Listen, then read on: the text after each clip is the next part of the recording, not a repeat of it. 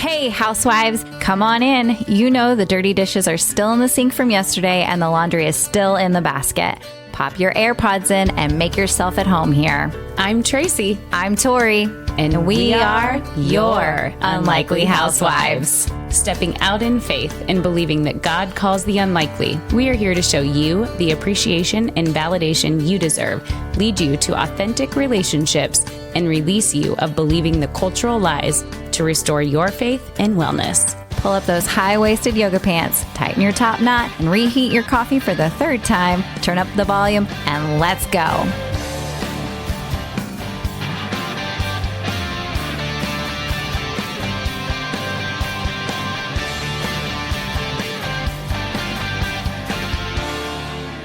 Hey, housewives. Hey, housewives. Hey. Welcome back. Hey, housewives. Welcome back. Tori and Tracy here. Looking Am I different? No, you're fine. I mean, Okay. should we be frozen? I mean, we are freezing. We are freezing. We are freezing. We are weekend freezing. Housewives, we're coming to you real and raw here. This is so not what the plan was today. We Nope. actually, we were set to record today, but I've got two kiddos sick, home and in bed, feeling so crappy, in fact, that my non-sleepers are actually sleeping. And so Tracy was going to come over and we were going to record, but I leave in just a couple of days. So I have got to get these babies feeling better and got to make sure that I didn't want Tracy to get sick because she's traveling too. And so we were just like, all right, yes, we just did one of these.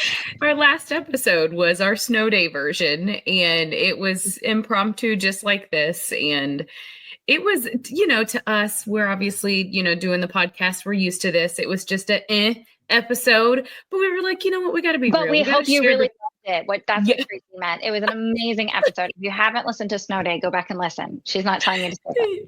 Yes, I'm not telling you to miss it. I'm just saying it wasn't, one of our like phenomenal ones. I mean, it was just one. It was real. It was sitting at home in the heart of a snow day, and Yes. it was only snow day 2.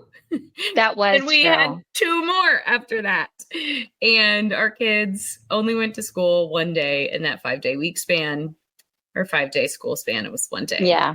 And they were off for like 3.5 weeks. And then it was a 3-day weekend because their Friday was a snow day. And here we are back on a Tuesday. And we are just trying to find our new rhythm. I mean, it's January 14th and it's like, how did we get here? I don't even know what I've done for the last 14 days. I don't either. I literally texted a friend this morning and I was like, hey, there's this Zoom call tonight. We should totally be on it. I thought it was Monday, apparently. I know my children went to school yesterday. And she goes, yeah, I was on it last night. I was like, damn. Whoop. I was like, I have no idea yet what day it is. I don't either. I'm still figuring it out. So we were talking about like, okay, well, what are we were going to record? This was before we knew children were going to be at home. And by the way, if you hear a grumbling in the background, that is not either one of our stomachs. It is actually Quasi, Tracy's resident French little bulldog. It's quite the snore. Fireplace is here and they're cuddled in, my 2 snuggle bugs. And no matter how many times I tell him to stop snoring, he doesn't listen. It doesn't matter. Hey. Also, like Andrew would say that I snore like that. And it doesn't matter how many times. There are times he wakes up and literally tells me, he goes, you're lucky to be alive this morning. I almost took a pillow and smothered you. And I'm like, happy. It was a week. I think it was a week and a half ago. I came and slept on the couch for the very first time of the frustration of the snoring because Chris snores. The dog doesn't bother me because he's like on the other side of the room and on the floor. Like I don't hear it, but my hubby's over here, and doing the snoring business. And this plays really well into our episode today. Yeah, it does. I'm talking about rest. Yes. So Tracy sent our little thread, our Bible and Bubblies thread, a sermon. She listens to Pastor Jon Tyson. Is that the name? Yeah, he's out of Okay. New York. Mm-hmm. He's out of New York. He's got an accent. So if you love hearing accents.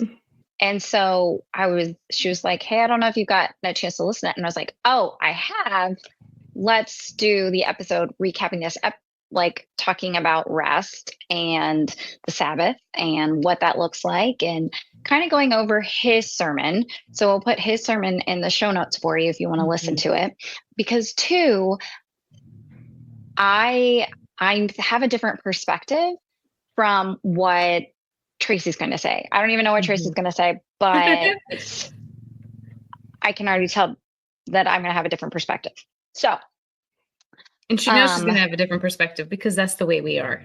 Very two peas in an opposite pod. Does that make sense? Correct. Yes, in an opposite pod. I love it. And as we are today, womp womp. If you're just listening to us, where we're in our matching robes, our matching robes, we have little under eye patches on. I had mine are sliding. Yeah, mine are too. I've had them on a while. So don't mind us. My timer just went off to order my bras. So real life, right there. I didn't hear it. If that makes, I can hear the in time. I caught it in time. I forgot that we were to record this morning, guys. So my afternoon reminders were going to be just fine. Yeah. This is real.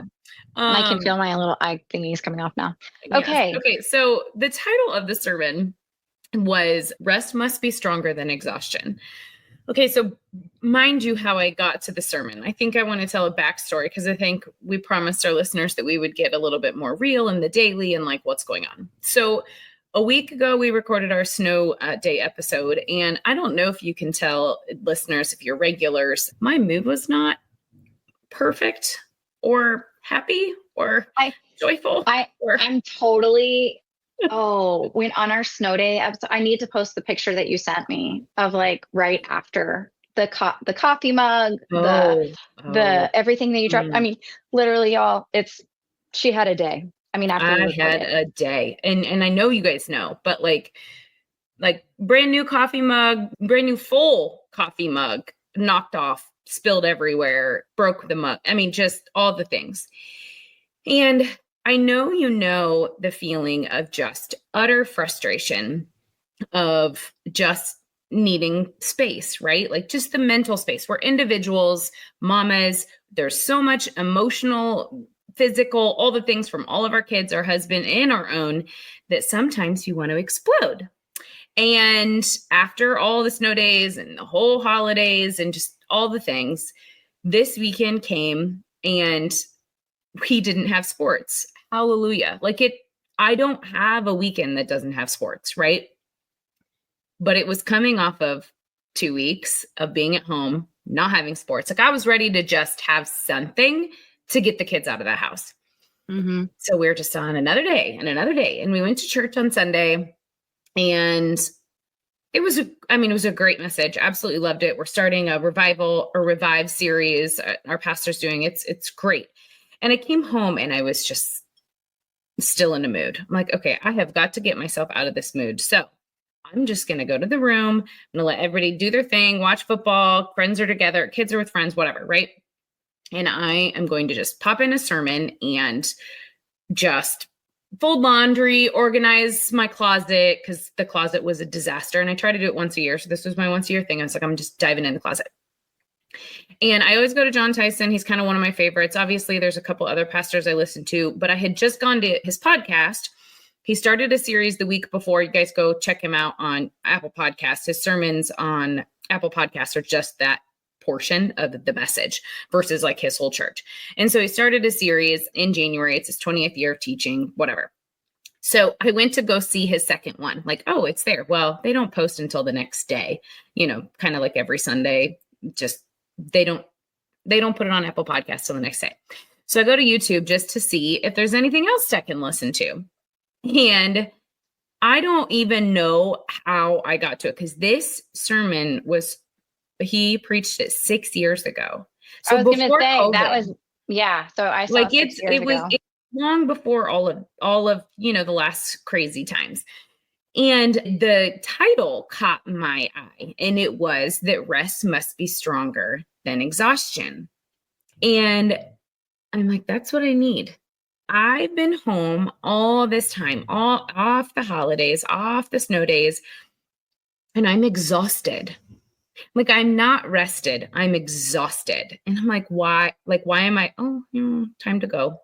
I am exhausted. Like, what is the deal? And so I just started listening to the sermon and then pouring into my closet, which was absolutely fantastic. And I'm going to quote John's main quote from this, and then we're going to just chat about it. Okay. He said, Jesus is not glorified or seen as beautiful or desirable if his followers are exhausted and stressed and worn out in the exact same way of the world. I'm going to say that again. Jesus is not glorified or seen as beautiful or desirable if his followers are exhausted and stressed and worn out in the exact same way of the world. With that quote, he Mhm. gave the example of when somebody says like, hey, how are you doing? Yeah. And he was like, what if you just said, great, free, Mhm. like, Well rested.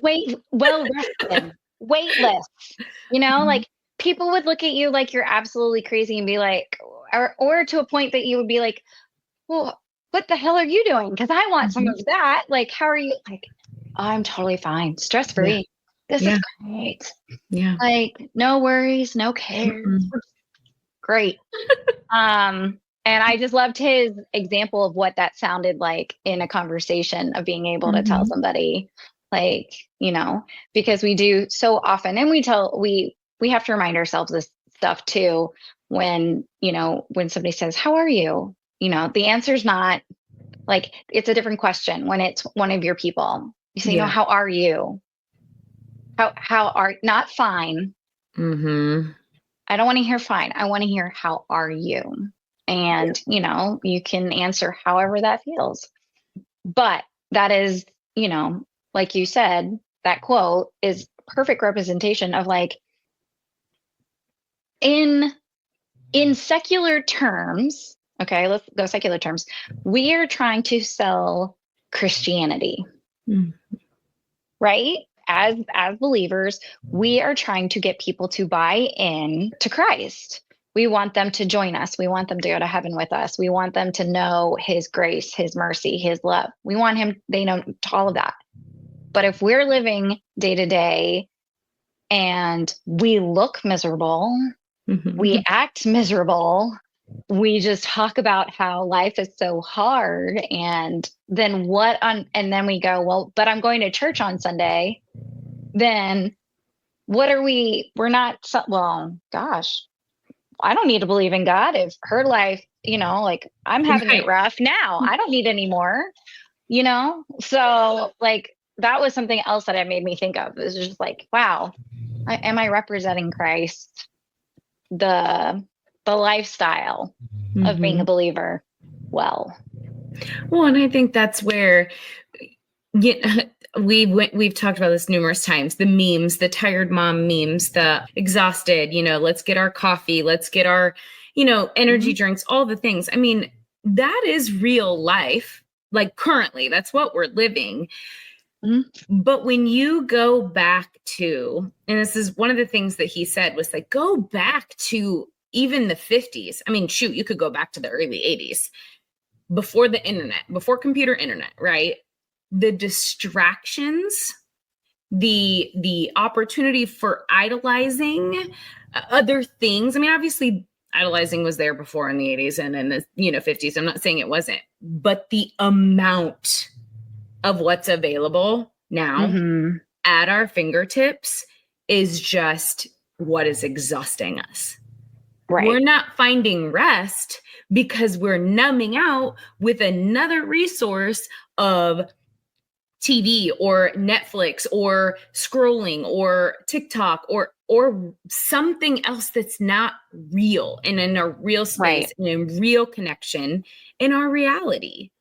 And I think when I was like listening to this, I texted a couple of my friends and I texted them the sermon too, and they responded back and they're like, oh, this is so good for what I need today. Like, I'm just, it was this Sunday after a very long season.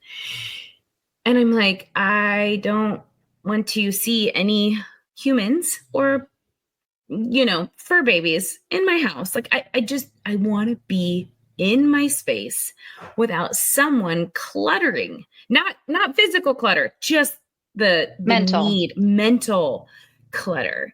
And one of the things that he said in his sermon was that the mental rest isn't happening when you're just vegging on something else. You're just displacing it for the time being, but it's still there. You're not seeking that rest from Jesus and that clarity and just that soul revival space. Let me clarify, not rest from Jesus, but rest with Jesus. Yes, sorry. Thank you. Another quote he said, which was phenomenal, was when we're doing that, like Netflixing or TikToking or whatever we're doing on our Sabbath, we take our time and we aren't working and we are relaxing. We're relaxing, not resting. And he said that we are medicating our mediocrity. And I thought that was so just eye-opening that we want something more. We want something deeper. We want more connection. We want more relationship, or, I want to have more conversation with my kids, but we can still be together and be on our phones and have Netflix and just be mediocre, because that's what we've become used to. Well, what I found was interesting too is that he starts the sermon talking and giving all these statistics about the depression rate, the suicidal rate, all of these demographics of whether it's professions or different people or whatever, about how these, and even in ministry, even in ministry, how they all get burned out and exhausted. And he talks, now again, his congregation's in New York. And so he's also talking about the New York lifestyle. And when you think New York, what do you think? You think fast paced? Do you think hustle? You think, grinding, and he makes the point of how many of us come to New York and just say, all right, here's what I'm going to do. I'm just going to put my blinders on. I'm just going to work my little butt off for 2 years. It's just a season. And then I'll get out of this. And then it'll be something, then I'll be ahead of my colleagues because I busted my butt to get my, some extra money, or whatever the case may be, or some, extra experience. And so that, he equates that. Now, I kind of went on the defense because I have felt called, my life has completely made an absolute 180 in the last 18 months because of owning the print shop and having now an outside job and doing what that looks like. And I mentally was like, hey, there's nothing wrong with that. But what if that is okay? And because you sent the sermon on Sunday, right? Yep. Okay. Monday morning, I had my my mentor coffee with my business mentor, and we were talking about it because something that him and I relate with, and he's helping me, is that work-life balance, right? And when didn't he say in there that shouldn't exist work-life balance? Right. He did. We were saying that, and he goes, don't think of it as grinding and just putting it in for a season. He goes, no, what you're doing is intentionality. And I was like, oh, that's so much better than saying that this is a season, or I'm just going to grind it out for 2 years. I'm just going to put my head down and blinders on.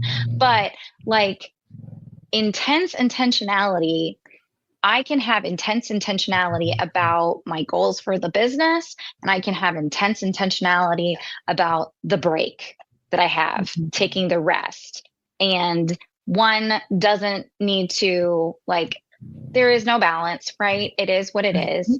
Like Ken Valentine, our seasons of life are always not necessarily family friendly, right? There'll be seasons that take you away from your kids a little bit more, or whatever it is. Like God's calling you, and your job is just to obey. Your job is not for the results. And it doesn't matter what the results are, they're still God's. So, well, I would say too on that. I mean, I think, and he does talk about that too. I think he was, the biggest piece of it was honing in on, are you resting more than you're exhausted? So that's like the overall umbrella of it. But he does talk about those that are working hard and really in the business world, or, whatever they're grinding out, writing books, or, different things that they're doing, that is purposeful for 6 days than to have a day of rest. Right. That's what he's talking about, is how, and I loved how he even talked about too, like Jesus did most of his healings on the Sabbath. And he talks about how he most likely did that so that you can see that healing can occur on your Sabbath. Like you can have that space. And it's something that we all talk about, Sabbath being something that we would love to be more intentional with. There's your intentionality, intentionality of taking that Sabbath for that day. And we don't. And it's, we have our little bits and pieces here and there, but it's not enough. We've talked about this on our team sports episodes, and how everything's always on a Sunday too, because the majority of, our society isn't practicing religion at all. Right. Well, they are practicing a religion, just not Christianity. The other thing too is the realistic.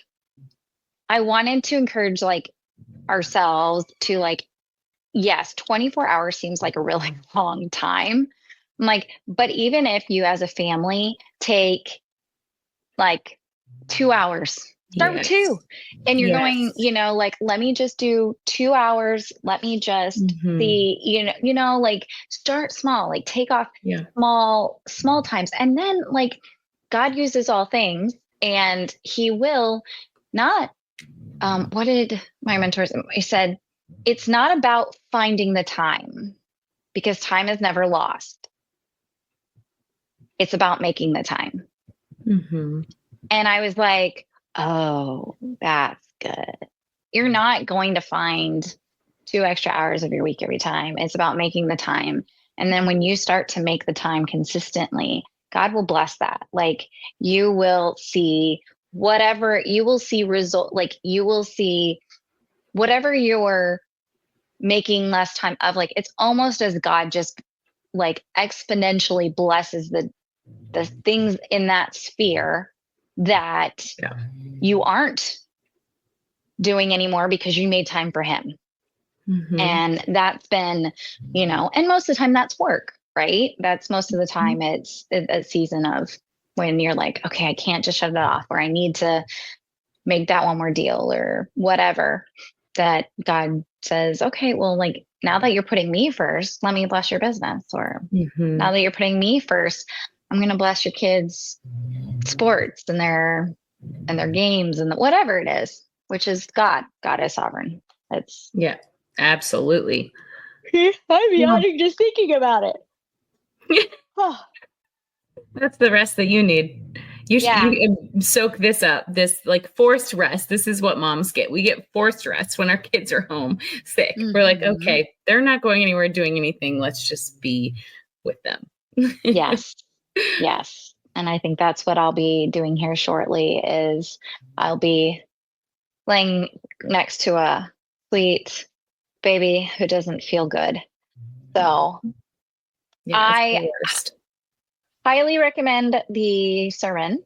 And he said that it was a part of a series, that it's I didn't even look into that.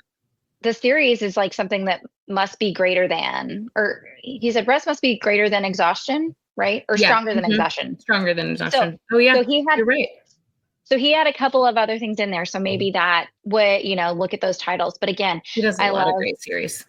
I love how God used it for this. And I've got this sweet girl who's not feeling good. So I'm gonna call it an episode and go be mama.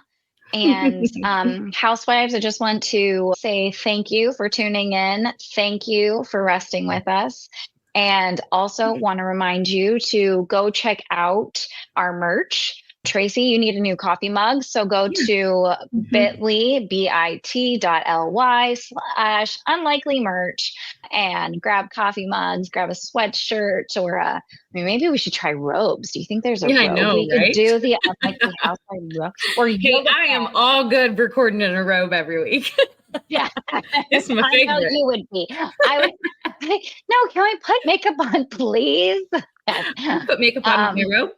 There you go. Yes, we can do that. That would be like a Victoria's Secret shoot, wouldn't it? But yeah, check out that if you guys support. Share this share this episode with a friend, with another mama who needs the rest, who needs the encouragement that like it doesn't have to, that we can take that day. God will bless that day and time, and we don't have to run 365 days a year. We can have those one day a week things. Those 52 days. We get 52 days of Sabbath a year. That's all. That's it.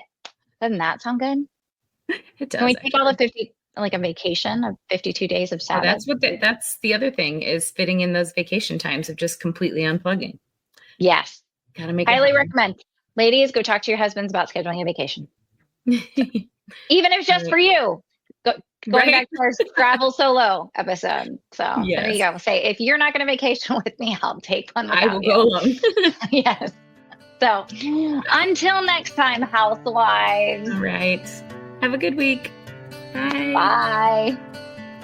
Whether we made you laugh or cry today, we pray you feel appreciated, bolder and braver than yesterday, stronger and more faithful for tomorrow, and living in who you were made to be today. Join our online community on Facebook, link in the show notes, and be sure to review and subscribe on Apple Podcasts or wherever you enjoy listening. Until next time, housewives, we give you permission to walk confidently, free, and to be intentional in your slippers or stilettos.